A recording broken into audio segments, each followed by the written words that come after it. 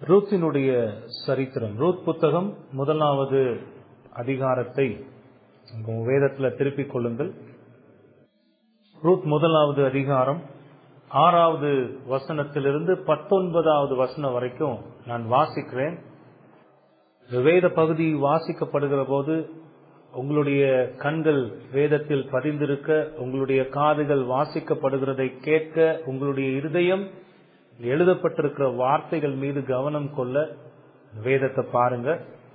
Ruth 1வது அதிகாரம் 6லிருந்து 19 வரை உள்ள வசனங்களை நான் வாசிக்கிறேன். கர்த்தர் தம்முடைய ஜனங்களை சந்தித்து அவர்களுக்கு ஆகாரம் அருளினார் என்று அவள் மோவாப் தேசத்திலே கேள்விப்பட்டு தன் மருமக்களோடு கூட மோவாப் தேசத்திலிருந்து திரும்பி வரும்படி எழுந்து தன் 2 மருமக்களோடும் கூட தான் இருந்த ஸ்தலத்தை விட்டு புறப்பட்டாள். யூதா தேசத்துக்கு திரும்பி போக அவர்கள் வழி நடக்கையில் நகோமி தன் 2 மருமக்களையும் நோக்கி, நீங்கள் இருவரும் உங்கள் தாய் வீட்டுக்கு திரும்பி போங்கள். மரித்து போனவர்களுக்கும் எனக்கும் நீங்கள் தயை செய்தது போல கர்த்தர் உங்களுக்கும் தயை செய்வாராக.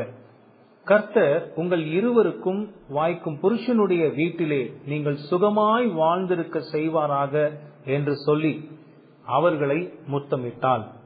அப்பொழுது அவர்கள் சத்தமிட்டு அழுது அவளை பார்த்து, உம்முடைய ஜனத்தண்டைக்கே உம்முடனே கூட வருவோம் என்றார்கள். அதற்கு நகோமி, என் மக்களே, நீங்கள் திரும்பி போங்கள். என்னோடே ஏன் வருகிறீர்கள்? உங்களுக்கு புருஷர் ஆகும்படிக்கு இனிமேல் என் கர்ப்பத்திலே எனக்கு பிள்ளைகள் உண்டாகுமோ? என் மக்களே, திரும்பி போங்கள். நான் வயது சென்றவள், ஒரு புருஷனுடன் வாழத்தக்கவள் அல்ல. அப்படிப்பட்ட நம்பிக்கை எனக்கு உண்டாயிருந்து நான் இரவில் ஒரு புருஷனுக்கு வாழ்க்கைப்பட்டு பிள்ளைகளை பெற்றாலும் அவர்கள் பெரியவர்கள் ஆகும் மட்டும் புருஷருக்கு வாழ்க்கைப்படாதபடிக்கு நீங்கள் பொறுத்திருப்பீர்களோ? அது கூடாது. என் மக்களே, கர்த்தருடைய கை எனக்கு விரோதமாய் இருக்கிறதினால் உங்கள் நிமித்தம் எனக்கு மிகுந்த விசனம் இருக்கிறது என்றால். அப்பொழுது அவர்கள் சத்தமிட்டு அதிகமாய் அழுதார்கள். ஒர்பால் தன் மாமியை முத்தமிட்டு போனாள். ரூத்தோ அவளை விடாமல் பற்றி கொண்டாள். அப்பொழுது அவள், இதோ உன் சகோதரி தன் ஜனங்களிடத்துக்கும் தன் தேவர்களிடத்துக்கும் திரும்பி போய்விட்டாளே, நீயும் உன் சகோதரியின் பிறகே திரும்பி போ என்றாள். அதற்கு ரூத், நான் உம்மை பின்பற்றாமல் உம்மை விட்டு திரும்பி போவதை குறித்து என்னோடே பேச வேண்டாம். நீர் போகும் இடத்திற்கு நானும் வருவேன், நீர் தங்கும் இடத்திலே நானும் தங்குவேன். உம்முடைய தேவன் என்னுடைய தேவன். நீர் மரணமடையும் இடத்தில் நானும் மரணமடைந்து அங்கே அடக்கம் பண்ணப்படுவேன். மரணமே அல்லாமல் வேறொன்றும் உம்மை விட்டு என்னை பிரித்தால் கர்த்தர் அதற்கு சரியாகவும் அதற்கு அதிகமாகவும் எனக்கு செய்ய கடவர் என்றாள். அவள் தன்னோடே கூட வர மன உறுதியாய் இருக்கிறதை கண்டு அப்புறம் அதை குறித்து அவளோட ஒன்றும் பேசவில்லை. அப்படியே இருவரும் பெத்லகேம் மட்டும் நடந்து போனார்கள். அவர்கள் பெத்லகேமுக்கு வந்தபோது ஊரார் எல்லாரும் அவர்களை குறித்து ஆச்சரியப்பட்டு, இவள் நகோமியோ என்று பேசிக்கொண்டார்கள். நீண்ட வேத பகுதியை நான் வாசித்தேன். இந்த வேத பகுதியில நகோமி தன்னுடைய கணவனையும் 2 பிள்ளைகளையும் மோவாப் தேசத்திலே இழந்த பிறகு 5வது வசனத்துல நாம பார்த்தோம், தன் கணவனையும் 2 மகன்களையும் இழந்து தனித்தவளானாள். இப்பொழுது நகோமியும் அவளோடு கூட 2 மருமகள்களும் இருக்கிறாங்க. நகோமி ஒரு செய்தியை கேள்விப்பட்டு தன்னுடைய தேசத்திற்கு திரும்பி போகிற போது நடந்த சம்பவங்களை தான் இந்த வசனங்கள்ல நாம வாசிக்க கேட்டோம். இந்த வசனங்கள் நகோமி அந்த மோவாப் தேசத்திலிருந்து பெத்லகேம் தேசத்துக்கு திரும்பி போகிற அந்த சம்பவத்தை நமக்கு விளக்குகிறது. அவர் பெத்லகேமுக்கு போகிற போது தன்னுடைய மருமகள்களோடு அவள் பேசிக்கொண்ட வார்த்தைகளை தான் இந்த வசனங்கள்ல நாம பார்க்கிறோம். அதுல குறிப்பா ஏன் நகோமி மோவாப் தேசத்தை விட்டு தன்னுடைய தேசமாகிய பெத்லகேமுக்கு போனாள் என்பதற்கான காரணத்தை 6வது வசனம் நமக்கு கூறுகிறது. 6வது வசனத்தை பார்த்தோம்னா, கர்த்தர் தம்முடைய ஜனங்களை சந்தித்து அவர்களுக்கு ஆகாரம் அருளினார் என்று அவள் மோவாப் தேசத்திலே கேள்விப்பட்டு தன் மருமக்களோட கூட மோவாப் தேசத்திலிருந்து திரும்பி வரும்படி எழுந்து. அதாவது மோவாப் தேசத்துல நகோமி ஒரு செய்தியை கேள்விப்படுகிறாள். அந்த செய்தியை கேள்விப்பட்டது நிமித்தமாக தன்னுடைய தேசத்திற்கு அவள் புறப்படுகிறாள். நகோமி பெத்லகேமுக்கு போன இந்த சம்பவத்தை கொஞ்சம் தள்ளி வைப்போம். இன்னைக்கு முழுமையாக நான் உங்களுக்கு இந்த வசனங்கள் எல்லாம் விளக்க போகிறது இல்லை. ஏன் இந்த வசனங்கள் எல்லாம் நான் வாசித்தேன்னா, அங்க என்ன நடக்குதுன்றத அதனுடைய பின்னணியத்தை நாம் தெரிந்து கொள்வதற்காக வாசித்தேன்.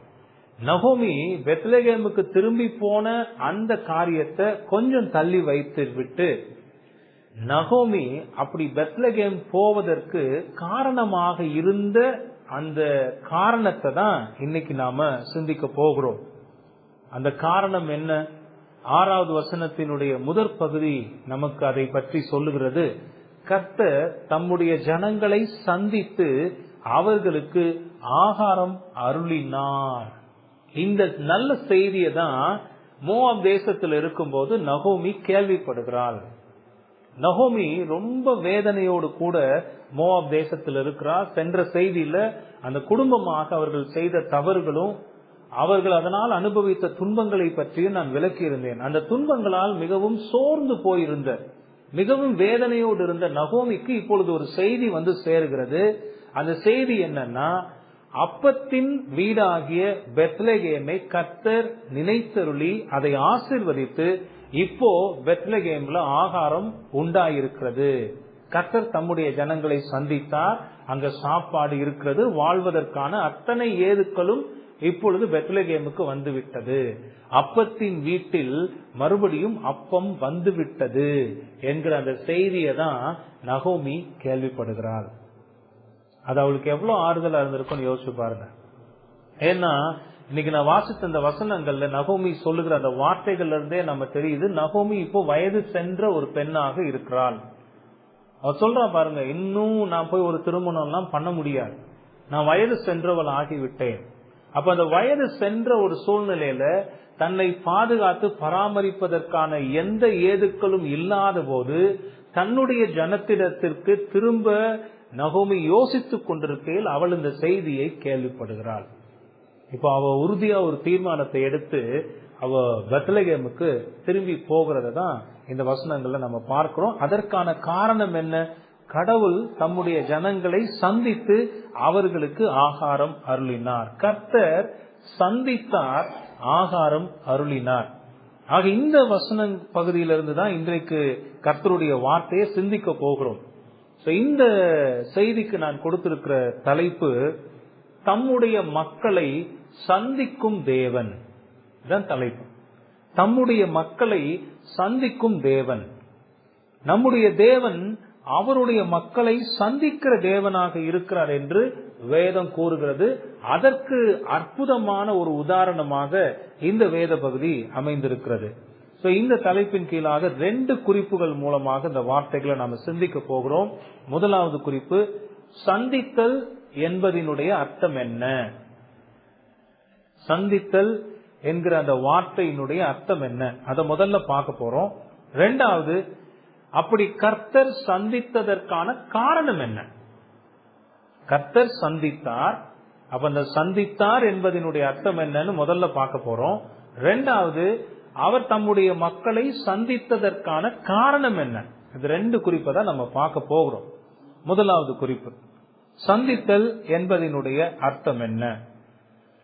பொதுவாக இந்த வார்த்தையை பார்க்கும்போது சந்தித்தல்னா ஒருத்தர் பார்த்து கொள்ளுதல் என்று அர்த்தம். ரொம்ப நாளைக்கு பிறகு நான் அவனை நேற்று தான்ப்பா பார்த்தேன், அந்த பார்த்தேன்னு சொல்லுகிற வார்த்தையை கூட சந்தித்தேன் என்று நம்ம சொல்லுவோம். தூய தமிழ்ல நம்ம சொல்றதா இருந்தா, நேற்று நான் அவனை சந்தித்தேன், நான் அவனை பார்த்தேன், அவனோட பேசினேன் என்கிற ஒரு அர்த்தத்துல.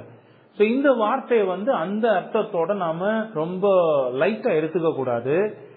கர்த்தர் தம்முடைய ஜனங்களை சந்தித்தார் என்று வருகிற போது அந்த சந்தித்தல் என்கிற வார்த்தையில ரொம்ப அழுத்தமான அர்த்தம் இருக்கிறது.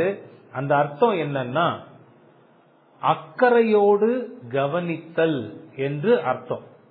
அக்கறையோடு கவனித்தல், இரக்கத்தோடு விசாரித்தல் என்கிற அர்த்தத்தை கொடுக்கிறது. கர்த்தர் தம்முடைய மக்களை அக்கறையோடு கவனித்தார், அவர்கள் மீது தன்னுடைய கவனத்தை செலுத்தினார், இரக்கத்தோடு அவர்களை விசாரித்தார். விசாரணையிலேயே கூட பல வகை இருக்கு.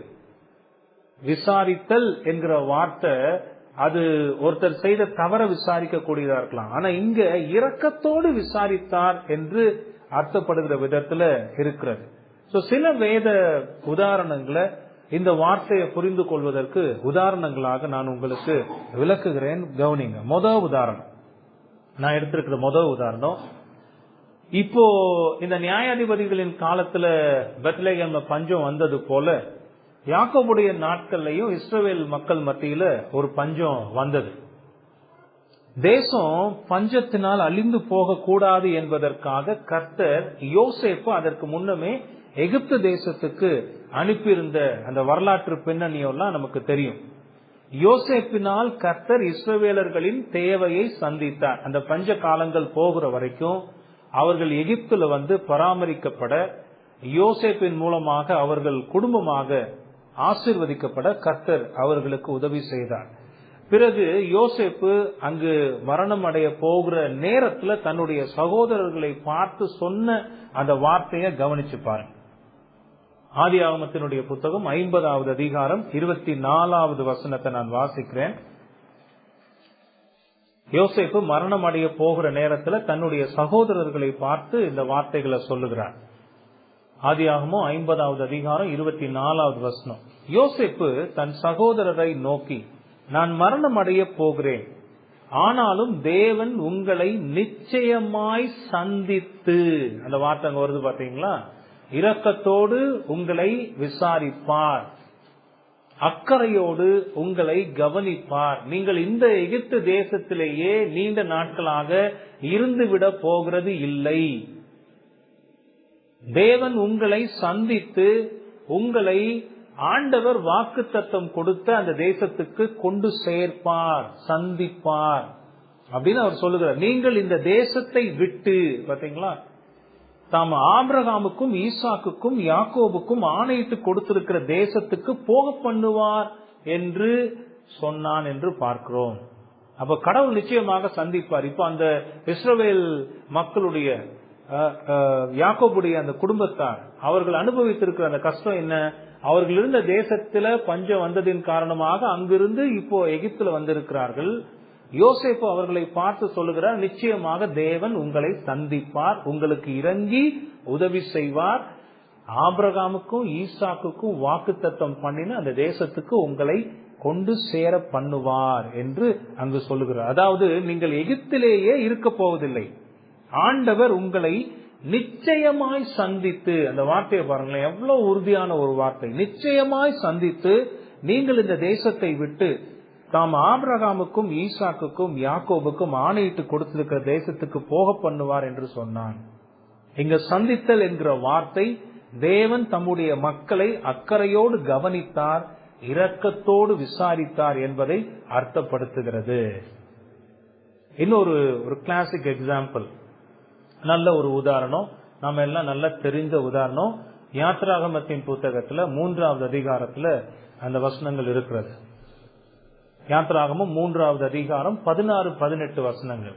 நீங்க பாத்தீங்கன்னா, அப்படி போன அந்த ஜனங்கள் எகிப்திலேயே இருந்து விட்டார்கள். ஜனங்கள், அதாவது யாக்கோபுடைய குமாரர்கள், அந்த குடும்பம் 70 பேர் அங்க போனாங்கன்னு நம்ம பாக்குறோம். ஆனா இந்த யாத்ராகமத்தினுடைய புத்தகம் வரும்போது பாத்தீங்கன்னா அங்கேயே பல லட்சம் ஜனங்களாக அவர்கள் பழுகி பெருகி விட்டார்கள். அது வரைக்கும் கூட அவங்க எகிப்திலேயே தான் இருக்கிறாங்க. நமக்கு நல்லா தெரியும், அப்படி அவங்க எகிப்திலேயே இருக்கும் போது அந்த அரசன் கேள்விப்படுகிறான், இந்த ஜனங்கள் நம்மை விட பலத்தவர்கள் ஆகி போனார்கள், ஏதாவது ஒரு யுத்தம்னு வந்தா எதிரிகளோட சேர்ந்து நமக்கு ஆபத்து வந்துவிடக் கூடாது என்பதற்காக இந்த இஸ்ரவேல் மக்களை கஷ்டப்படுத்த ஆரம்பித்தான். அதன் பின்னணியில இந்த வசனங்களை பார்ப்போம். அப்போ ஆண்டவர் என்ன செய்கிறார்னா, மோசேயை அழைத்து இந்த ஜனங்களை எகிப்தின் அடிமைத்தனத்திலிருந்து விடுவித்து கொண்டு போக அவர் செயல்படுகிறார். அப்போ ஆண்டவர் பேசின வார்த்தைகள் இது. யாத்திராகமம் 3வது அதிகாரம் 16வது வசனத்தை பாருங்க. நீ போய் இஸ்ரவேலின் மூப்பரை கூட்டி அவர்களிடத்தில், ஆபிரகாம், ஈசாக்கு, யாக்கோபு என்பவர்களுடைய தேவனாய் இருக்கிற உங்கள் பிதாக்களுடைய தேவனாகிய கர்த்தர் எனக்கு தரிசனமாகி உங்களை நிச்சயமாய் சந்தித்து எகிப்தில் உங்களுக்கு செய்யப்பட்டதை கண்டேன் என்றும், நிச்சயமாய் சந்தித்து உங்களை நான் சந்தித்தேன், உங்களுடைய வேதனைகளை நான் கவனித்தேன், நான் உங்களுக்கு இரக்கம் பாராட்ட போகிறேன். 18வது வசனத்தை பாருங்க. அவர்கள் உன் வாக்குக்கு செவி கொடுப்பார்கள். யாரு? இஸ்ரவேல் மக்கள் மோசேயினுடைய இந்த வார்த்தைகளுக்கு செவி கொடுப்பார்கள்.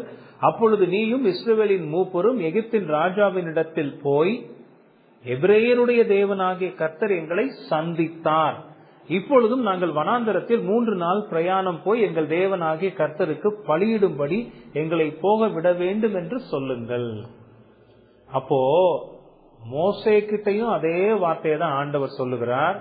மோசேயும் மூப்பர்களும் போய் பார்வோனை பார்த்து சொல்ல வேண்டிய வார்த்தைகள்னு சொல்லுகிற போதும் தம்முடைய ஜனங்களை கர்த்தர் சந்தித்தார் என்கிற வார்த்தைகளை சொல்லி சொல்லுகிறார். அப்ப இந்த இடத்துல வரக்கூடிய இந்த சந்தித்தார் என்கிற வார்த்தையெல்லாம் எதை குறிக்குதுன்னா, அத்தனை காலமாக இஸ்ரவேலர்கள் பட்ட துன்பங்களை கர்த்தர் இப்பொழுது கவனித்தார், இரக்கத்தோடு அதை விசாரிக்கிறார், அக்கறையோடு கவனித்தார் என்று பார்க்கிறோம்.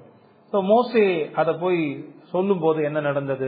யாத்திராகமம் 4வது அதிகாரம் 31வது வசனம். யாத்திராகமம் 4வது அதிகாரம் 31வது வசனத்துல, ஜனங்கள் விசுவாசித்தார்கள், கர்த்தர் இஸ்ரவேல் புத்திரரை சந்தித்தார் என்றும் அவர்கள் படும் உபத்திரவங்களை கண்ணோக்கி பார்த்தார் என்றும் அவர்கள் கேட்டபோது தலை குனிந்து தொழுது கொண்டார்கள். பாத்தீங்களா? 2 விஷயத்தை இங்க பார்க்கிறோம். கர்த்தர் இஸ்ரவேல் மக்களை சந்தித்தார், அது மட்டும் இல்ல, அவர்கள் படும் உபத்திரவங்களை கண்ணோக்கி பார்த்தார், அவர்களுக்கு இறங்கினார், அக்கறையோடு அதை கவனித்து பார்த்தார், இரக்கத்தோடு அதை விசாரிக்கிறார் என்கிற அர்த்தத்துல இந்த வார்த்தைகள் பயன்படுத்தப்பட்டிருக்கிறது. இதே விதத்துல தான் வேதத்துல வேற எங்கெல்லாம் கர்த்தர் சந்தித்தார் என்கிற வார்த்தைகள் வருகிறதோ அங்கெல்லாம் இந்த அர்த்தத்திலேயே பயன்படுத்தப்பட்டிருக்கிறது. இதுதான் சந்தித்தார் என்கிற அந்த வார்த்தைக்கான ஒரு அர்த்தம். இந்த குறிப்பில இருந்து அடுத்த குறிப்புக்கு போவதற்கு முன்பதாக இங்க ஒரு பயன்பாட்டை நான் உங்களுக்கு சுட்டிக்காட்ட விரும்புகிறேன். கர்த்தருடைய மக்கள் அவருடைய வார்த்தைகளை மீறி எவ்வளவுதான் அவருக்கு எதிராக பாவங்களை செஞ்சாலும், கர்த்தர் அவைகளை எல்லாம் தம்முடைய நீதியின்படி விசாரித்தாலும், அந்த விசாரிப்பின் மூலமாக அவர்கள் கஷ்டமான துன்பங்களை அனுபவித்தாலும், அதுக்கு மத்தியில கர்த்தர் தம்முடைய இரக்கத்தை வெளிப்படுத்துகிறார், தம்முடைய மக்களுக்கு இரக்கம் காட்டுகிறார், அவர்களுக்கு உதவி செய்கிறார். ஒரு நீண்ட வசனமாக இதை நான் சொல்லிட்டேன். ஆனா வாக்கியம் நீங்க கவனிச்சு பாத்தீங்கன்னா அது ரொம்ப அற்புதமான சத்தியங்கள் மறைந்திருக்கிறது. கர்த்தருடைய மக்கள் அவருடைய வார்த்தைகளை மீறி பாவம் செய்றாங்க. கர்த்தர் தம்முடைய நீதியின்படி அவர்களுடைய பாவங்களை விசாரிக்கிறார். கர்த்தர் விசாரிக்கிறதின் மூலமாக அவர்கள் துன்பங்களை அனுபவிக்கிறார்கள். ஏற்கனவே நியாயாதிபதிகளுடைய புத்தகத்துல நடந்ததை நான் உங்களுக்கு முன்னமே சொல்லியிருந்தேன். இந்த பஞ்சத்துக்கு என்ன காரணமாக இருந்தது? இந்த மக்கள் கர்த்தரை விட்டு தூரம் போனது காரணமாக இருந்தது. கர்த்தருடைய வார்த்தையை மீறி பாவம் செய்தது காரணமாக இருந்தது. நியாயாதிபதிகள் புத்தகம் முழுவதிலே அது ஒரு சைக்கிள் மாதிரி சுழன்று வருகிறத நம்ம பார்த்தோம். அவங்க கர்த்தருக்கு எதிராக முரட்டாட்டம் பண்ணுவார்கள். கர்த்தர் புறஜாதிகளுடைய கைகளில் அவர்களை ஒப்பு கொடுப்பார். அவர்கள் இஸ்ரவேல் மக்களை துன்பப்படுத்துவார்கள். துன்பத்தை அனுபவிக்கிற போது அவர்கள் கர்த்தரை நோக்கி முறையிடுவார்கள். கர்த்தர் அவர்களுக்கு இறங்கி, பாத்தீங்களா, அங்க அவர்களை சந்தித்தார், அவர்களுக்கு இறங்கி ஒரு நியாயாதிபதியை ஏற்படுத்துவார். அந்த நியாயாதிபதி இஸ்ரவேல் மக்களை எதிரிகளிடத்திலிருந்து பாதுகாப்பான். எல்லாம் சுகமா வரும். மறுபடியும் என்ன செய்வான்? இந்த மக்கள் என்ன செய்வான்? கர்த்தருடைய வார்த்தைக்கு எதிராக பாவம் செய்வான். மறுபடியும் கர்த்தர் கோபம் படுவார், புறஜாதி மக்களிடத்துல ஒப்பு கொடுப்பார். அவர்கள் இவர்களுக்கு துன்பங்களை கொடுப்பார்கள். இவர்கள் கர்த்தரை நோக்கி முறையிடுவார்கள். கர்த்தர் நியாயாதிபதியை எழுப்புவார். நியாயாதிபதி விடுவிப்பான். விடுதலை வந்துடும். மறுபடியும் மக்கள் பாவம் செய்வார்கள். இது நியாயாதிபதிகள் புத்தகம் முழுசும் இல்ல, வேதம் முழுவதிலுமே இதை பார்க்கணும். அப்படி கர்த்தருடைய மக்கள் அவருடைய விசாரிப்பில் துன்பங்களை அனுபவித்தாலும் கர்த்தர் அந்த பாவத்துக்கான தண்டனைகளை கொடுத்து அவர்களை சிட்சிக்கிற போது, அந்த துன்பங்களை அவர்கள் அனுபவிக்கிற போதிலும் கர்த்தர் அவர்களுக்கு தம்முடைய இரக்கத்தை வெளிப்படுத்துவார். கர்த்தர் தம்முடைய மக்களுக்கு இரக்கம் காட்டுவார். அவர்களுக்கு உதவியும் செய்வார். நாம அனுபவிக்கிற துன்பங்களுக்கு பெரும்பாலும் என்ன காரணம்னா, கர்த்தருடைய தெளிவான வெளிப்படுத்தப்பட்ட சித்தத்தை மீறி பாவங்களை செய்வதே காரணமாக இருக்கிறது. பல தடவை இதை நான் உங்களுக்கு இந்த புத்தகத்தை படிக்கும்போது சுட்டி காட்டி இருக்கிறேன். நாம் அனுபவிக்கிற பெரும்பாலான துன்பங்களுக்கு கர்த்தருடைய தெளிவான வெளிப்படுத்தப்பட்ட சித்தத்துக்கு எதிராக அவருடைய வார்த்தைகளை மீறி பாவம் செய்வதுதான் காரணமாக இருக்கிறது. அப்படி நாம எப்பெல்லாம் பாவங்களை செய்கிறோமோ ஆண்டவர் என்ன செய்கிறார்னா, அந்த பாவங்களுக்கு தக்கதாக நம்மை விசாரிக்கிறார். விசாரித்து சில கஷ்டங்களை, சில துன்பங்களை, சில பாடுகளை நாம அனுபவிக்கும்படி அதை அனுமதிக்கிறார். அந்த பாடுகள், அந்த துன்பங்களை நாம அனுபவிக்க வேண்டி வருகிறது. அந்த துன்பங்கள் எல்லாம் நம்மை இல்லாமல் ஆக்குவதற்காக அல்ல, அது நம்மை அழிப்பதற்காக அல்ல. நாம செய்திருக்கிற பாவத்தை உணர்ந்து அந்த பாவத்திலிருந்து மனம் திரும்பி கர்த்தரிடத்தில் வருவதற்காக, அது நம்முடைய நன்மைக்காக, நம்முடைய சீர்படுத்துவதற்காக மட்டுமே. அதுல நிச்சயமா நமக்கு ஆசீர்வாதம் தான் இருக்கு. சின்ன துன்பத்தை அனுபவிச்சாலும் பெரிய துன்பத்தை அனுபவிச்சாலும் அந்த துன்பத்தின் வழியை நாம அனுபவிக்கிற போது அது நம்மை சீர்படுத்துவதற்காகவே, கர்த்தருடைய வழிகளில் நம்மை உறுதிப்படுத்துவதற்காகவே ஆண்டவர் அதை அனுமதிக்கிறார். அப்ப அந்த துன்பங்களுக்கு மத்தியில நாம வேதனை படுகிற போது அதை பார்த்து சந்தோஷப்படுகிற தேவன் அல்ல அவர். அந்த துன்பங்களுக்கு மத்தியில நமக்கு இறங்கி நமக்கு உதவி செய்கிறவராகவே இருக்கிறார். இங்க நம்ம கவனிக்க வேண்டிய ஒரு விஷயம் என்னன்னா, அப்படி பல முறை கர்த்தருடைய மக்கள் அவருடைய வெளிப்படுத்தப்பட்ட சித்தத்திற்கு எதிராக பாவங்களை செய்த போதிலும், அதற்காக கடவுள் அவர்களை தண்டித்த போதிலும் அவர்களுக்கு இரக்கம் காட்ட தேவன் ஒருபோதும் மறுக்கவில்லை. எங்காவது ஒரு இடத்துல நீங்க எடுத்து காமிங்க பார்ப்போம் வேதத்துல கர்த்தர் அப்படிப்பட்ட துன்பங்களை கொடுத்து தம்முடைய ஜனங்களை அழித்தே விட்டார் என்று ஒரு இடத்துல கூட பார்க்க முடியாது. அவிசுவாசிகளையும் கர்த்தருடைய நாமத்திற்கு எதிராக துணிகரத்தோடு பாவம் செய்து அதை உணர்த்தப்பட்ட போதும் கொஞ்சம் கூட பயம் இல்லாம, மனம் திரும்புதல் இல்லாம துணிந்து பாவங்களை செய்தவர்களை கர்த்தர் அழித்திருக்கிறார். யாத்ராமத்தினுடைய புத்தகத்திலேயே நம்ம பார்க்கிறோம், அவங்க வனாந்தரத்துல 40 வருஷமா பயணிக்கிறாங்க. 4 நாள்ல போய் சேர வேண்டிய இடத்தை 40 வருஷம் சுத்துவதற்கு என்ன காரணம்? இவர்களுடைய அவிசுவாசம். ஆண்டவர் சொல்றாரு, அவிசுவாசமான ஜனம் ஒருத்தனும் நான் வாக்கு பண்ணின தேசத்திற்கு போய் சேருவதில்லை. நீங்க பாருங்க, அவர்கள் அப்படி வழி நடந்து போகும்போது எப்படிப்பட்ட துன்பங்கள் எல்லாம் கொடுத்து ஜனங்களை அழித்தார்.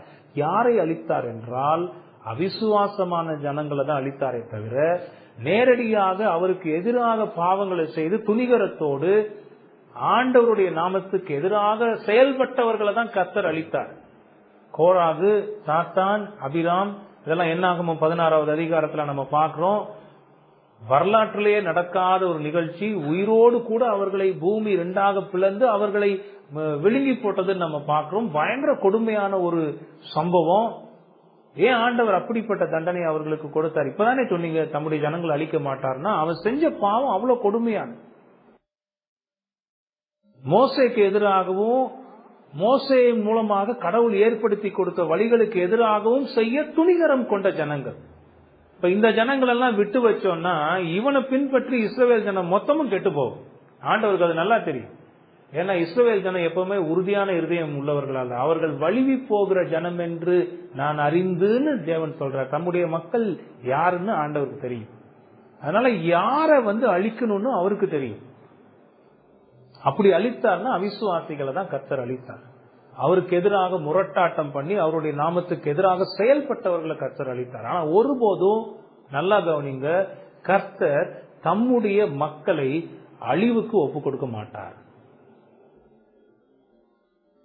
அழிவுக்கு ஒப்பு கொடுக்க மாட்டார். காரணம் என்னன்னா, அவர்கள் அவருடைய ஜனம். அவருடைய ஜனங்களாக இருந்து பாவங்களை செய்கிற போது அந்த பாவங்களை விசாரிக்காமலும் இருக்க மாட்டார். அப்படி விசாரிக்காம இருந்தா நாம இந்த புத்தகத்தின் ஆரம்பத்துல பார்த்த மாதிரி நியாயாதிபதிகள் நியாயம் விசாரித்த நாட்களிலே தேசத்திலே பஞ்சம் வந்தது. தேவனுடைய விசாரிப்பின் ஒரு வழிதான் இந்த பஞ்சம், வறட்சி, துன்பம். இதெல்லாம் ஆண்டவர் அப்படியே விட்டுலையே. இங்க 6வது வசனத்துல பாக்குறோம், நகோமி மோவாப் தேசத்திலிருந்து தேவன் தம்முடைய மக்களை சந்தித்து ஆகாரம் அருளினார். பாத்தீங்களா, அந்த பஞ்சத்திலேயே அந்த தேசத்தை அழியும்படி விட்டு விடுகிற தேவன் அல்ல. அவர் அங்க இரக்கம் பாராட்டுகிறார். அந்த மக்களுக்கு அக்கறையோடு அவர்களை கவனிக்கிறார், இரக்கத்தோடு உதவி செய்கிறார், அவர்களை சந்திக்கிறார்னு பார்க்கணும். இது அந்த மக்களுடைய வாழ்க்கையில மட்டும் இல்ல, நம்முடைய வாழ்க்கையிலே இதுதான் உண்மையாக இருக்கிறது.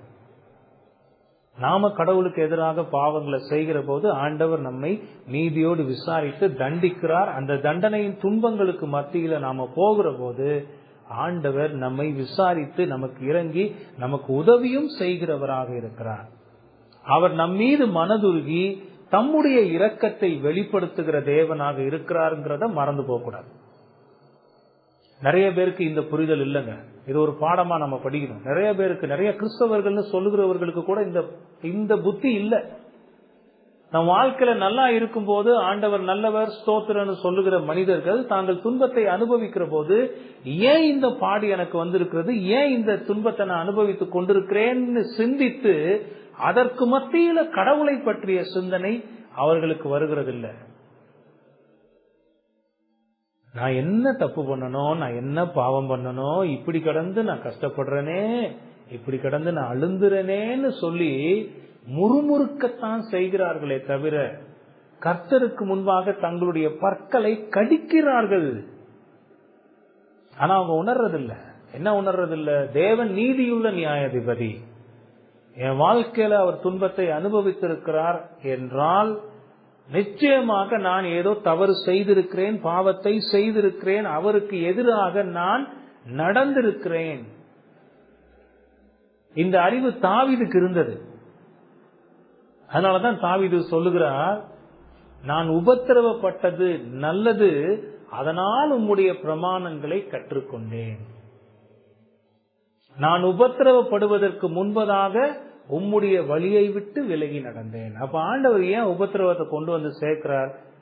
ஏன் பல துன்பங்களை கொண்டு வந்து சேர்க்கிறார்? நல்ல அமைதியா போய்கிட்டு இருந்த என்னுடைய வாழ்க்கை திடீர்னு இவ்வளவு சஞ்சலங்கள், இவ்வளவு கஷ்டங்கள் வருகிறது. என்ன காரணம்?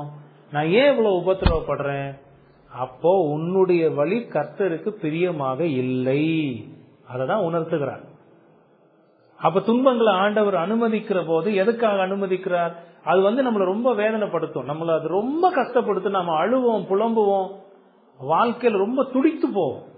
அது ஒருவேளை பொருளாதார பின்னடைவா இருக்கலாம், உடல்ல வந்த வியாதியா இருக்கலாம், அல்லது யாருடைய இழப்பாக இருக்கலாம், நம்முடைய பொருளாதார வறட்சியா இருக்கலாம், குடும்பத்துல நிம்மதியும் சமாதானமும் இல்லாத ஒரு சூழ்நிலையா இருக்கலாம். இப்படி பல வழிகள்ல கர்த்தர் பேசுவார். அந்த நேரங்கள்ல நிறுத்தி அதை குறித்து சிந்தித்து மனம் திரும்ப வேண்டியதுதான் நம்முடைய பொறுப்பு.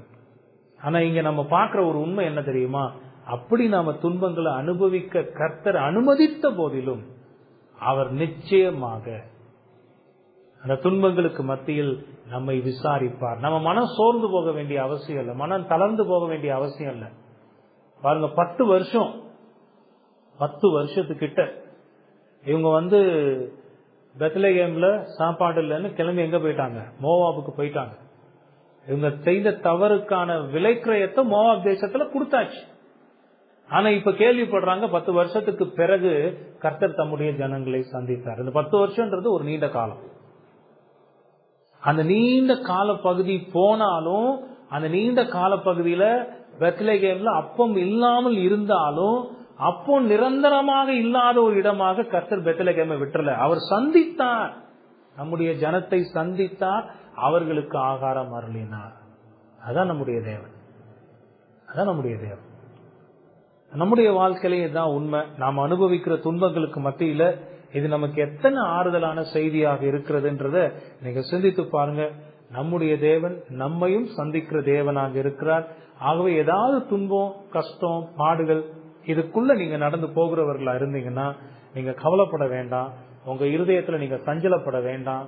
நீங்க ரொம்ப இந்த துன்பத்திலே நான் அழிந்து போய் விடுவேனோ என்கிற அந்த எண்ணம் எல்லாம் உங்களுக்கு வேண்டாம். கர்த்தர் நிச்சயமாக நம்முடைய மக்களை அவர் சந்திப்பார், உங்களையும் சந்திப்பார். புரியுதா? இதுவரைக்கும் முதல் குறிப்பை பார்த்திருக்கிறோம். இந்த சந்தித்தார் என்பதனுடைய அர்த்தம் என்னன்றத நாம பார்த்திருக்கிறோம். அந்த வார்த்தைகளை நீங்க உங்க இருதயத்துல வச்சுக்கோங்க. கர்த்தர் தம்முடைய மக்களை அக்கறையோடு கவனிக்கிறார், இரக்கத்தோடு விசாரிக்கிறார் என்பதுதான் அதனுடைய அர்த்தம். சரி, இப்ப நம்ம 2வது குறிப்பை பார்க்கலாம். அப்படி கர்த்தர் தம்முடைய ஜனங்களை சந்திப்பதற்கு காரணம் என்ன? ரொம்ப முக்கியமான கேள்வி. கர்த்தர் சந்தித்தார், ஆண்டவருக்கு ஸ்தோத்திரம், நம்ம அப்படியே கடந்து அங்கிட்டு போயிருவோம். மோவாப் தேசத்திலிருந்து இவங்க பயணம் பண்ணதெல்லாம் பார்க்கலான்னு கடகடன் ஓடிடக்கூடாது. வேதத்தை படிக்கும் போது கொஞ்சம் நிறுத்தி அங்க சில கேள்விகளை கேட்டு அதுல இருந்து பாடங்களை நம்ம படிக்கணும்.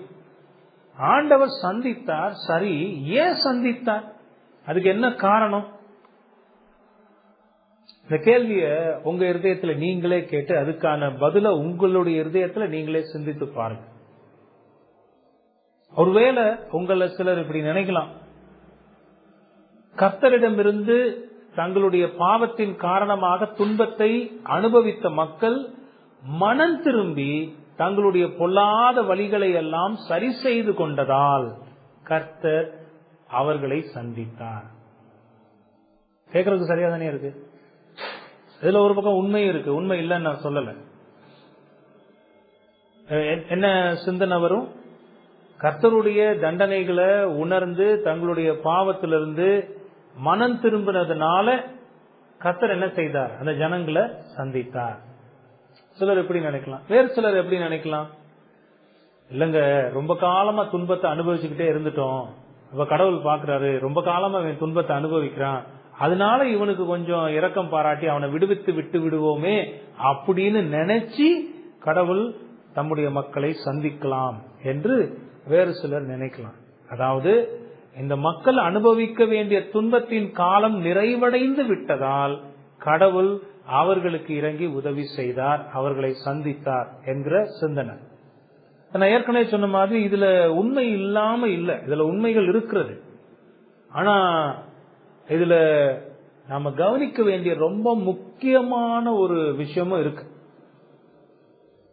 இதே உண்மை இல்ல, இதே காரணம் அல்லன்னு நான் சொல்லிட்டேன். அப்ப என்ன காரணம்?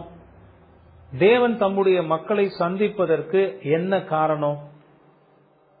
3 காரணம் இருக்கு. 3 காரணம். முதலாவது, அவருடைய குணாதிசயம் அதற்கு காரணமாக இருக்கிறது. தேவனுடைய குணாதிசயம் தம்முடைய மக்களை அவர் சந்திப்பதற்கான காரணமாக இருக்கிறது. 2வது, அவருடைய உடன்படிக்கை காரணமாக இருக்கிறது. தேவன் தம்முடைய மக்களோடு ஏற்படுத்தி இருக்கிற உடன்படிக்கை காரணமாக இருக்கிறது. 3வது, கடவுளுடைய வாக்குத்தத்தம். தேவன் தம்முடைய மக்களுக்கு கொடுத்த வாக்குறுதின்னு சொல்றோம் பாத்தீங்களா, அந்த வாக்குத்தத்தம் அது காரணமாக இருக்கிறது. இது எல்லாமே எதுல நிலை நிற்கிறதுனா கடவுளில் நிலை நிற்கிறது. கடவுள் தம்முடைய மக்களை சந்திப்பதற்கு என்ன காரணமாக இருந்தது? ஒருபோதும் மனிதர்களுடைய செயல்கள் அதற்கு காரணமாக இல்லை என்பதை இது நமக்கு உணர்த்துகிறது. எப்பவுமே ஒரு விஷயத்தை நாம புரிஞ்சுக்கணும்னா, கடவுளிடத்திலிருந்து சிந்திக்க ஆரம்பித்தால்தான் சரியாக அந்த விஷயத்தை நம்ம புரிஞ்சுக்க முடியும்.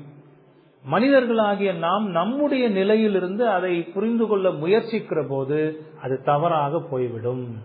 அப்படி சிந்திக்க கூடாது. ஒரு பிரச்சனைக்கு சொல்யூஷன் வேணும்னா அது எங்க இருந்து வரணும்னா கடவுளுடைய பார்வையிலிருந்து, அவருடைய சிந்தனையிலிருந்து அதை நம்ம புரிந்து கொள்ள பார்க்கணும்.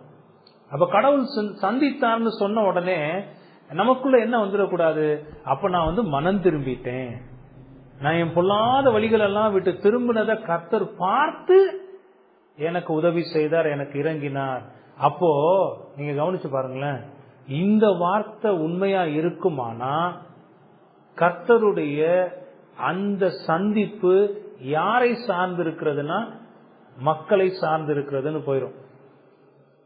புரியுதா உங்களுக்கு? நான் என்ன சொல்ல வரேன்னு புரியுதா?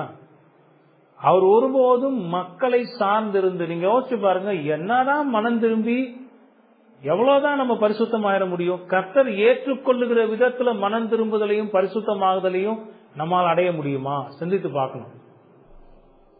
அப்போ என்னுடைய மனம் திரும்புதல் கடவுளுடைய இரக்கத்தை பெறுவதற்கு நிபந்தனையாக இருக்கிறதா? அப்படி பல கேள்வி வரும். இதனாலதான் இன்னைக்கு உலகத்துல மனிதனை மையப்படுத்திய கொள்கைகள் பரவுகிறது. போலி போதனைகளுக்கெல்லாம் அதுதான் ஊற்றாக இருக்கிறது. நான் மனம் திரும்பிட்டேன், அதனால கடவுள் எனக்கு உதவி செய்தார். அதுல ஒரு பக்கம் உண்மை இருக்கு, அது பொய் தவறுன்னு நான் சொல்ல வரல. ஆனா கடவுள் எப்பொழுதுமே தம்முடைய குணாதிசயங்களிலிருந்து செயல்படுகிறவராக இருக்கிறார். அதுதான் நம்ம பார்க்கணும். அப்ப 3 காரணம். என்னென்ன காரணம்? அது அவருடைய குணாதிசயம், அவருடைய இயல்பு. இரக்கம் காட்டுவது என்பது அவருடைய இயல்பு, அது முதல் காரணம். 2வது, அவர் தம்முடைய மக்களோடு உடன்படிக்கை பண்ணி இருக்கிறார். 3வது, அந்த மக்களுக்கு வாக்குத்தத்தம் பண்ணி இருக்கிறார். கடவுள் தம்முடைய மக்களை சந்திப்பதற்கான காரணங்களாக இவைகளே இருக்கிறது என்று நம்ம பார்க்கிறோம். இது குறித்து விரிவாக நாம அடுத்த வாரம் பார்க்கலாம். ஏன்னா இந்த 3 குறிப்புகளுமே நம்ம விளக்கமாக பல வசனங்களை வைத்து பார்க்க போகிறோம். அதுக்கு கொஞ்சம் நேரம் தேவை. இப்போ கிட்டத்தட்ட 40 நிமிடங்கள் கிட்ட ஆக போகுது. ஆகவே இந்த செய்தியை நான் இதோடு நிறைவு செய்கிறேன். தேவன் தம்முடைய மக்களை சந்திப்பதற்கான காரணங்கள் என்ன என்பதை பற்றிய விளக்கமான செய்தியை நம்ம அடுத்த வாரம் கேட்கலாம். அப்ப இந்த 2 குறிப்புல ஒரு குறிப்பை தான் இன்னைக்கு நம்ம பார்த்திருக்கிறோம். அந்த குறிப்பு என்ன? மோவாப் தேசத்துல நகோமி இருக்கும்போது கேள்விப்பட்ட அந்த வார்த்தைகள். தேவன் தம்முடைய மக்களை சந்தித்து ஆகாரம் அருளினார். அவர் சந்தித்தார் என்பதனுடைய அர்த்தம் என்ன என்பதை பற்றி நாம பார்த்திருக்கிறோம். இனி அடுத்த வாரம் அவரை சந்தித்ததற்கான காரணங்களாக நான் சொன்ன அந்த 3 காரியங்களை நம்ம பார்க்கலாம். பாருங்க, இது எவ்வளோ அற்புதமான ஒரு படிப்புன்றதை நீங்க யோசிச்சு பாருங்க. இதெல்லாம் சிந்திக்காம நாம வேகமாக வேதத்தை படித்து ஓடுகிறதுனால ஒரு நன்மை இல்லை. இதை படிக்கும் போது நமக்கு துன்பம் வந்தா அந்த துன்பம் ஏன் வருதுன்றத குறிச்சு பார்த்தோம். அந்த துன்பத்துல கர்த்தருடைய விசாரணை இருக்கிறதுன்னு பார்த்தோம். கர்த்தர் அப்படி விசாரிக்கிற போது நாம் துன்பங்களை அனுபவித்துக் கொண்டிருக்கையில் அந்த துன்பத்திலேயே நாம் அழிந்து போக கடவுள் விட்டு விடுகிறதில்லைன்னு பார்த்தோம். அவர் அங்கு செயல்படுகிறவராக இருக்கிறார். அந்த துன்பங்களுக்கு மத்தியில் நமக்கு இரக்கம் பாராட்டி நம்மை அக்கறையோடு விசாரிக்கிற தேவனாக இருக்கிறார்ன்றத பார்த்தோம். அப்படித்தாங்க அன்னைக்கு அங்க நடந்தது. அன்னைக்கு அப்படிதான் நடந்தது. நீங்க யோசிச்சு பாருங்க, அன்னைக்கு பெத்லகேம்ல இந்த பஞ்சத்தின் காரணமாக புலம்பெயர்ந்து போகாம அங்கேயே தேவனை விசுவாசித்திருந்த அந்த ஜனங்களுக்கு எத்தனை ஒரு சந்தோஷமான செய்தியாக அது இருந்திருக்கும்னு யோசிச்சு பாருங்க. உண்மைதான், 10 வருடங்கள் அவங்க ரொம்ப கஷ்டத்தை அனுபவிச்சிருக்கலாம். ஆகாரம் இல்லாததுனால ரொம்ப பாடுகளை கஷ்டங்களை தங்களுடைய தேசத்துல அனுபவித்திருக்கலாம். ஆனாலும் ஏதோ ஒரு விதத்தில் தம்முடைய பராமரிப்பின் மூலமாக கர்த்தர் அவர்களை பராமரித்து அந்த கஷ்ட காலங்கள் துன்ப காலங்கள் எல்லாம் கடந்து போகிற வரை அவர்களை பாதுகாத்து பராமரித்து தேவன் தம்முடைய இரக்கத்தினால் அவர்களை சந்தித்தார். சரிங்களா?